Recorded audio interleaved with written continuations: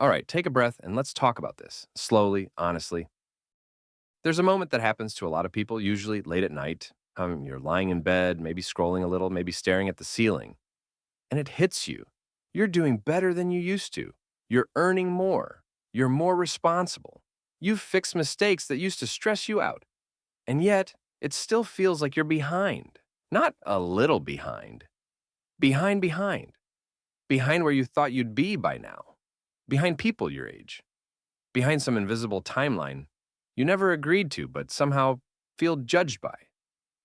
And that feeling is confusing because, on paper, things are improving. So why does it still feel like you're failing? That question is what this video is really about. Because this feeling isn't random. And it isn't because you're bad with money, it's something deeper. And once you see it clearly, the pressure starts to loosen. Most people assume that financial stress comes from not earning enough, or not saving enough, or making the wrong decisions. So the solution seems obvious. Make more money. Be more disciplined. Learn more about finances. And when you do those things, when your income goes up, when your habits improve, you expect the stress to fade. But for a lot of people, it doesn't. In fact, sometimes it gets worse. That's where the misunderstanding begins. We're taught to think of money progress as a straight line. You start here, you move there, and eventually you arrive at enough. Enough safety, enough comfort, enough peace. But real financial progress doesn't feel like a straight line from the inside. It feels uneven, delayed, quiet, sometimes invisible, and no one really prepares you for that emotional gap between improvement and relief. So when the relief doesn't show up on schedule, you assume something must be wrong with you. It isn't. What's happening is that your expectations are moving faster than your reality. Here's something most people never realize. Your financial situation and your financial identity don't change at the same speed. You might be earning more than you ever have before, but your internal sense of security, your default money emotions, are still calibrated to an older version of your life. The version where money was tighter, where one unexpected expense felt dangerous, where mistakes had consequences you couldn't easily absorb.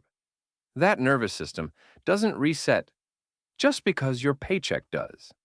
So even as your numbers improve, your mind stays alert, scanning for threats, comparing, measuring, worrying. And on top of that, something else happens at the exact same time. Your standards rise, not because you're greedy, not because you're ungrateful, but because awareness changes everything. When you know more about money, you also become more aware of what could go wrong, of what you don't have yet, of how far there is to go. You didn't feel behind before, not because things were better, but because you didn't fully see the gap. Now you do. That awareness can feel like failure, even when it's actually growth. Let me give you a very real example. Imagine someone who used to live paycheck to paycheck, no savings. Any car repair was a crisis. Any delay felt scary. Over time, they improve their situation. They build a small emergency fund. They stop carrying credit card balances. They start saving regularly. Objectively, their life is more stable. But subjectively, now they're aware that 3 months of expenses is better than one. That investing matters. That long-term security takes years. So instead of feeling relieved, they feel exposed. Before, the problem was survival. Now the problem is sufficiency. And sufficiency is much harder to emotionally define because there's no clear finish line.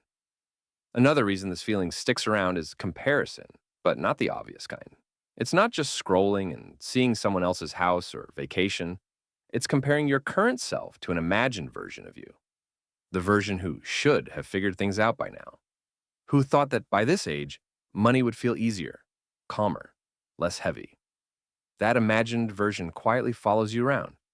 And every time you make progress, instead of celebrating, your brain says, yes, but shouldn't this have happened sooner? That question alone can drain all the joy out of improvement. Because progress measured against expectation always feels late. There's also a timing issue no one talks about. Financial progress has a lag. The effort you put in today doesn't pay off emotionally right away. Sometimes it doesn't pay off for years. You budget now, but the calm comes later. You save now, but the confidence shows up slowly. You invest now, but the meaning of it doesn't really land until time passes. So you're doing the work in one chapter, but expecting the feelings from a later one. And when they don't arrive, you feel cheated. Like you followed the rules and still didn't get the reward. Here's the turning point that changes how this feels. Feeling behind is not a sign that you're failing. It's often a sign that you've entered the middle. The middle is where progress becomes boring, where effort outpaces visible results, where you're no longer in crisis, but not yet at ease. Most people don't talk about this stage because it's not dramatic. It doesn't make for flashy success stories.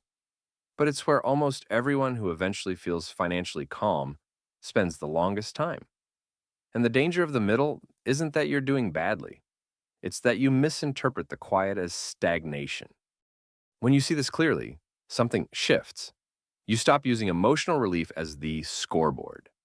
Instead of asking, why don't I feel better yet? You start asking, is my system stronger than it was before? You begin to measure progress and resilience, not excitement. Can I handle surprises better than I used to? Do mistakes cost me less than they once did? Am I less dependent on timing and luck? Those are real signs of financial growth, even if they don't come with fireworks. This shift matters because it changes how you make decisions. When you believe you're behind, you rush, you force, you reach for shortcuts, you feel pressure to catch up. But when you understand that this stage is normal, you slow down just enough to make better choices. You stop overcorrecting.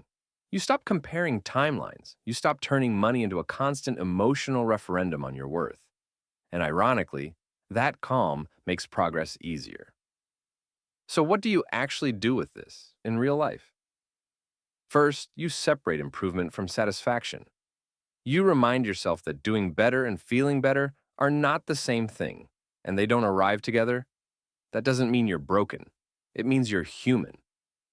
Second, you anchor yourself to evidence, not mood. Look at what has changed, even if it feels small, especially if it feels boring. Stability is quiet. Systems don't announce themselves, they just work.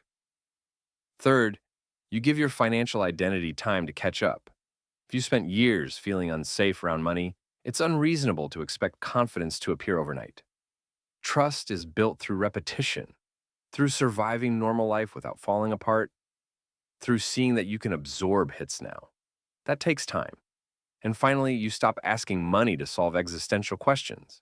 Money can reduce stress, it can create options, it can buy time and margin, but it can't tell you that you're on track in life. That feeling comes from alignment, not numbers. Here's the part that most people don't hear often enough. If it feels like you're behind, but you're more stable than before, more aware than before, and more intentional than before, you're probably closer than you think. The absence of panic is progress. The ability to wait is progress. The fact that your problems are quieter now is progress. It just doesn't feel dramatic. And that's okay. So if you're watching this and thinking, I'm doing better, but why doesn't it feel like it? You're not alone. You're not late. You're not broken. You're not missing some secret everyone else knows. You're in the part of the journey where growth becomes subtle, where the noise dies down before the peace shows up. And if you keep going, not perfectly, not obsessively, just steadily, there will come a moment where you look back and realize something important. You didn't suddenly arrive. You gradually stopped feeling chased. And that's when money finally starts to feel lighter. Progress doesn't announce itself, but it's happening anyway, and that's enough for today.